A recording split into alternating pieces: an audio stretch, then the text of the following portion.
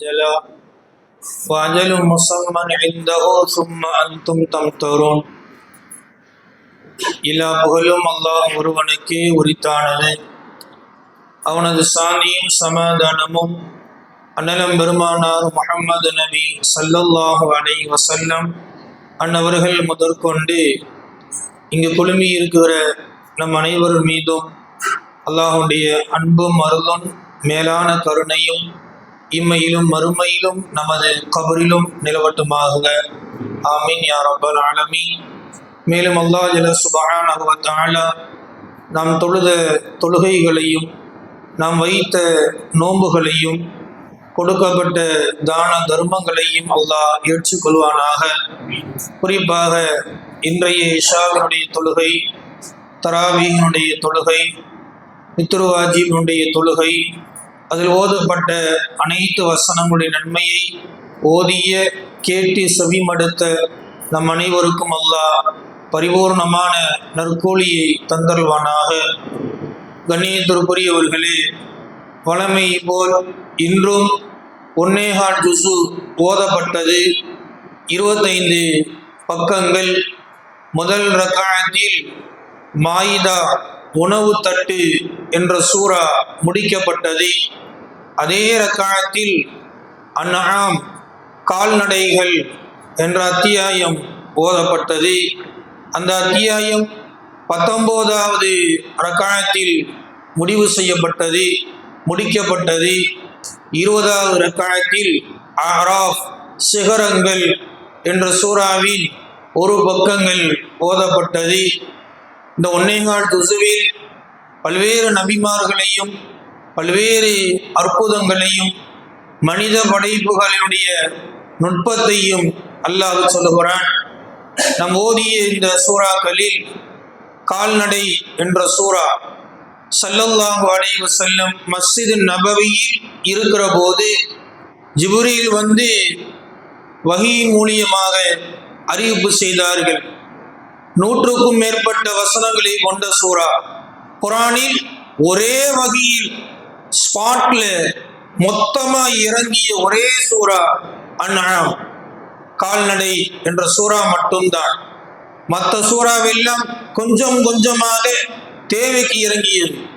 ஆனால் அன்ஆம் என்ற அத்தியாயம் ஏறத்தாழ 100லிருந்து 150 வசனங்களை கொண்ட அந்த சூறா ஒரே நேரத்தில் இறங்கியது. ஸல்லல்லாஹு அலைஹி வஸல்லம் அந்த நொடி பொழுதில் அதை மனனம் செய்து சஹாபாக்களுக்கு கற்றுக் கொடுத்தார்கள். அந்த சூறாவில் 2வது வசனம் அல்லாஹ் சொல்கிறான், ஹுவல்லதி ஹலககும் மின் தீனின் சும்ம கல்லா அஜலா. இந்த மனிதனை, இந்த படைப்பை களிமண்ணிலிருந்து நாம் படைத்தோம். சும்ம கல்லா அஜலா, படைத்து விட்டு ஒவ்வொரு மனிதனுக்கும் கால தவணையை நிர்ணயம் செய்து விட்டோம். ஒவ்வொருத்தருக்கும் மவுத் உண்டு.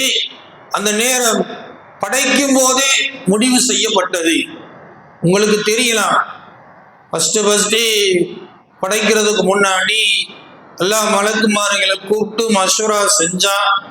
2வது ஜுஸுவில் அது 1வது ஜுஸுவில் இடம்பெறுகிறது. அவன் மலக்கு எல்லாம் சொன்னாங்க, மனுஷனை படைக்காத, சண்டை போட்டுக்குவான், கொலை செஞ்சுக்குவான், பூமியில ரத்தத்தை ஓட்டுவான், குழப்பத்தை ஏற்படுத்துவான். அல்லாஹ் சொன்னான், இன்னி அலமு மா லா தஅலமூன், நீங்கள் அறியாததை நான் அறிகிறேன். அல்லாஹ் படைக்கணும்னு ஆசைப்பட்டா, மலக்குகள் வேணாம் என்று ஆசைப்பட்டாங்க. இப்ப அல்லாஹ்வுடைய சிந்தனைக்கு மாற்றமாக பதில சொல்லிட்டாங்க. இப்ப மலக்குகள் வந்து சொன்னாங்க, யா அல்லாஹ், நீ படைக்கணும்னு ஆசைப்பட்ட, நாங்க வேணான்ற காரணத்தையா சொன்னோம், அதனால எங்களை மன்னிச்சிரு, உனக்கு தோதுவாக நாங்கள் சொல்லவில்லை ரப்பே. அப்ப அல்லாஹ் சொன்னா, உங்களுக்கு மன்னிப்பு வேண்டும் என்றால் சொர்க்கத்தில் பள்ளிவாசலை கட்டுங்கள். முதலாக சுவனத்தில் கட்டப்பட்ட பள்ளிவாசல் மஸ்ஜிதே மஅமூர், பளிங்கு கற்களால் மலக்குகளால் கட்டப்பட்ட பள்ளிவாசல். கட்டிட்டு வந்து கேட்டாங்க, இப்ப என்ன செய்கிறது? அந்த பள்ளியை தவாப் செய்யுங்கள், ஸலவாத் ஓதுங்கள், தஸ்பீஹ் செய்யுங்கள். ஹதீஸில் நாயகம் சொன்னார்கள், ஒவ்வொரு நாளும் 70,000 மலக்குகள் உள்ள போய்கிட்டே இருப்பாங்க, ரிட்டர்ன் கிடையாது. அமல் செய்து கொண்டே இருப்பார்கள். மலக்குமாருடைய பாவ மன்னிப்பிற்காக கட்டப்பட்ட பள்ளி மஸ்ஜித் மஅ்மூர். மனிதனுடைய பாவ மன்னிப்பிற்காக கட்டப்பட்ட பள்ளி வாசல் மஸ்ஜித் மஅ்மூருக்கு நேராகத்தான் கஅபா இருக்கிறது.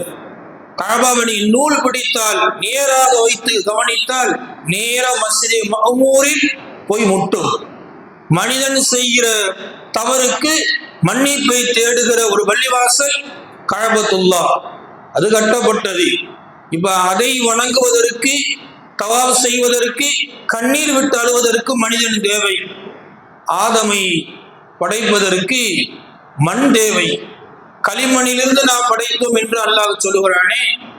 ஜிப்ரீல கூப்பிட்டு சொன்னா, பூமியில போய் மண்ணை எடுத்துட்டு வாங்க. ஜிப்ரீல் வந்தாரு. மண்ணை எடுக்கிறதுக்கு முன்னாடி பூமிகிட்ட அனுமதி கேட்டார். மண்ணை கொடு. எதுக்கு கொடுக்கணும்? அல்லாஹ் மனிதனை படைக்க போகிறான். மனிதன் என்ன செய்வான்? நல்லது செய்தால் சுவனத்திற்கு செல்லுவான், கெட்டது செய்தால் நரக நெருப்பில் தூக்கி வீசப்படுவான். மண் அழுதுச்சு. அஊது பில்லாஹி மின்க, உன்னை விட்டு அல்லாஹ்விடம் நான் பாதுகாவல் தேடுகிறேன் ஜிப்ரீல், என் மண்ணை எடுக்க வேண்டாம். என் மண் அவன் தவறு செய்தால் நரகத்திற்கு அவன் மட்டும் செல்வதல்ல, என் மண்ணும் செல்கிறது, நானும் செல்கிறேன், அதனால தொடாதீங்க. ஜிப்ரீல் திரும்பி போயிட்டார். யா அல்லாஹ், உன் பெயரை சொல்லி பூமி பாதுகாவல் தேடுகிறது. அல்லாஹ் மீகாயிலை கூப்பிட்டான். மீகாயில், நீங்க போய் எடுத்துட்டு வாங்க. அவரு வந்து கேட்டப்பையும் அஊது பில்லாஹி மின்க, உங்களை விட்டு அல்லாஹ்விடம் பாதுகாவல் தேடுகிறேன், என் மண்ணை தொடாதீர்கள். அவங்களும் திரும்ப போயிட்டான். திரும்ப அல்லாஹ் அசையாத எதற்கும் அணு அணுவும் இடம் கொடுக்காத உயிரை வாங்குகிற இஸ்ராயில் மலக்குல் மௌத்தை அனுப்பி வைத்தான். அவர் வந்தாரு. மண்ணை கொடுக்க மாட்டேன், உன்ட அனுமதி தேவையில்லை. பூமியில் மண்ணை எடுத்தார். ஹதீஸில் வருகிறது, கருப்பு மண்ணை எடுத்தார், சிவப்பு மண்ணை எடுத்தார், வெள்ளை மண்களை எடுத்தார். 60 வகையான மண்களை எடுத்து கொண்டு போய் அல்லாஹ்விடம் கொடுத்து 60 வகையான மண்களும் சுற்றப்பட்டு உருளையாக்கப்பட்டு அது இருந்துதான் ஆதமை நாம் படைத்தோம். அதனால தான் மனிதன் சில பேர் கருப்பா இருக்காங்க, வெள்ளையா இருக்காங்க, மாநிலமா இருக்காங்க, சவப்பா இருக்காங்க, பியூர் ஒயிட்டா இருக்கிறாங்க. இப்படி ஆதம் அலைஹிஸ்ஸலாத்து வஸ்ஸலாம் அவர்களை களிமண்ணிலிருந்து அல்லாஹ் படைத்தான். விதி நிர்ணயம் செய்யப்பட்டது. இது ஒரு புறம் இருந்தாலும் இந்த பூமி, அழுத இந்த பூமி உங்களுக்கு தெரியும். இந்த பூமி ஒரு உருண்டை. 3/2 பங்கு கடலால் சூழப்பட்டது, நீரால் சூழப்பட்டது.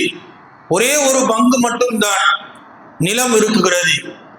ஏன் 2 பகுதி நீர், ஒரு பகுதி நிலம்?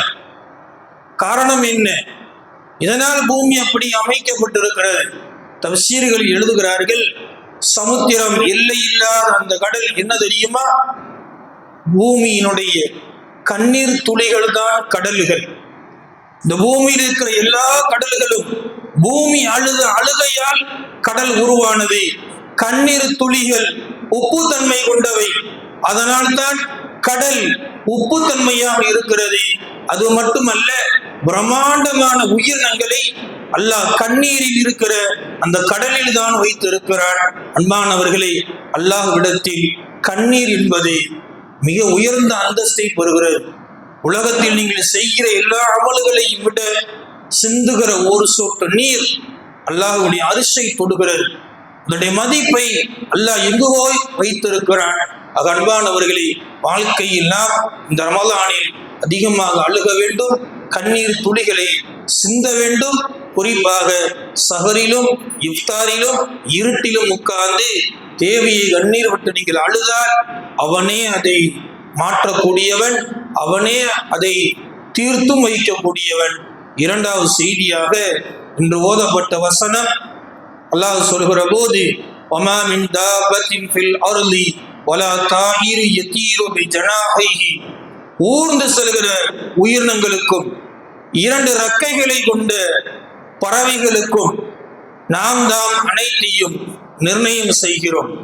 உங்களுக்கு தெரியும், சுலைமான் நபி அவங்க ஒரு எறும்பை கூப்பிட்டார். நம்மளா எறும்பை கூப்பிட்டு பிசனத்தின் ஒரு வருஷத்துக்கு நீ என்ன சாப்பிடுவ? அது சொல்லிச்சு ஹப்பதன் மன்லலன், ஒரே ஒரு கோதுமை அரிசி. ஒரு வருஷம் எறும்பினுடைய உணவு ஒரே ஒரு கோதுமை அரிசி. அப்ப சுலைமான் நபி ஒரு காரூரக்கன் ஒரு பாக்ஸ் எடுத்துக்கிட்டாங்க, கண்ணாடி டப்பா. அதை திறந்து ஒரே ஒரு கோதுமை அரிசி உள்ள போட்டாங்க. ஒரு எறும்பை நோக்கி உள்ள போட்டாங்க, மூடிட்டாங்க. ஒரு வருஷம் கழிச்சு அதை திறந்தாங்க. அந்த எறும்பு உயிரோட இருக்கு. ஆனா ஒரே ஒரு கோதுமை அரிசியை அது முழுசா சாப்பிடல, பாதி சாப்பிட்டு பாதி வச்சிருச்சு. இப்ப சுலைமான் நபி கேட்டாங்க, ஏன் முழுசா சாப்பிடாம பாதி சாப்பிட்டு பாதியை வச்சுட்ட? இந்த எறும்பு சொல்லியது, என் ரப்பு எனக்கு எல்லா நேரங்களிலும் தேவையை பூர்த்தி செய்வார், நீங்க எனக்கு அடுத்து தருவீங்களா என்பது சந்தேகம். அடுத்த ஒரு வருடத்திற்கு இதை சேமிப்பாக வைத்திருக்கிறேன். அன்பானவர்களே, இறைவன் ஊர்ந்து செல்வதற்கும் 2 ரெக்கைகளுடைய பறவைகளுக்கும் அனைத்திற்கும் அதனுடைய வயிற்றுக்கு தேவையான உணவை அவனே தருகிறான். இதே சுலைமான் நபி தான் அல்லாஹ்ட்ட கேட்டு, நான் எல்லா உயிரினங்களுக்கும் உணவை தர்றேன், அந்த அனுமதியை கொடு என்று கேட்டார்கள். எல்லா உணவையும் எடுத்து கொண்டு போய் கடலுக்கு முன்னாடி வச்சாங்க. ஒரே ஒரு திமிங்கலம் வந்துச்சு, அது வாயை திறந்துச்சு, எல்லா உணவையும் கொட்டினா உள்ள முழுங்கிருச்சு. திரும்ப எனக்கு என்ன சொல்லுச்சு, இன்னி ஜாயிவுன், நான் பசியா இருக்கிறேன் அப்படின்னுச்சு. உனக்கு இதுக்கு மேல உணவு தேவைப்படுமா? ஆமா தேவைப்படும். அதுக்கு மேல என்கிட்ட கொடுக்கறதுக்கு இல்லை. அப்ப அந்த திமிங்கலம் சொன்னது, புள்ளி யோமி, ஒவ்வொரு நாளும் 70 அல்ஃப சமகத்தின், நான் 70,000 மீன்களை சாப்பிடுகிறேன். எனக்கு அல்லாஹ் ஒவ்வொரு நாளும் அதை பூர்த்தி செய்கிறான், உங்களால் அது முடியாது என்று சொன்னதை வரலாறுகளில் பார்க்கிறோம். அன்பானவர்களே, இறைவன் விதியை நிர்ணயம் செய்தவன், மௌத்தை முடிவு செய்தவன். அதற்குண்டான காலகட்டத்தில் தேவையான ரிஸ்கையும் அவனே பொறுப்பேற்று நிறைவேற்றி தருகிறான். அந்த அல்லாஹ்வுக்கு நன்றி செலுத்துகிற நன்மக்களாக அல்லாஹ் நம்மை ஆக்கி தந்தருவானாக. நம்முடைய கண்ணீரை அல்லாஹ்விற்காக வேண்டி அவனிடத்தில் சிந்துகிற நறுபாக்கியத்தை அல்லாஹ் சுப்ஹானஹு வ தஆலா நமக்கும் நம்முடைய சந்ததிகளுக்கும் தந்தருவானாக. வ ஆகிரு தஅவானா அல்ஹம்துலில்லாஹி ரப்பில் ஆலமீன்.